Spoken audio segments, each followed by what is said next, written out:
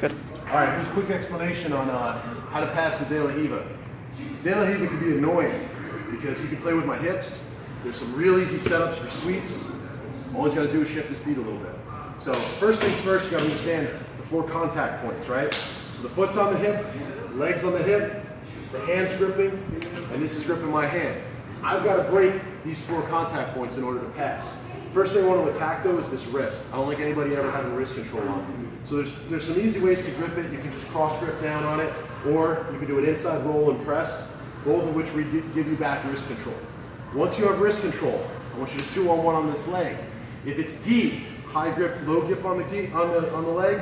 If it's not gi, I like to 2-on-1 on the calf. All right. And what we're going to do is we're going to pressure this leg in.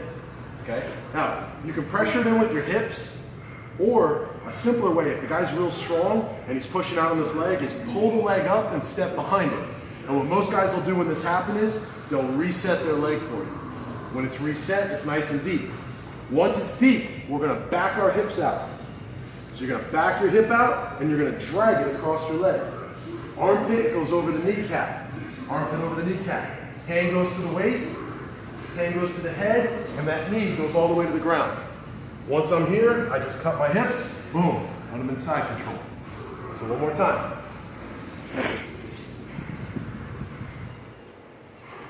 De La Riva, lots of sweeps, lots of setups.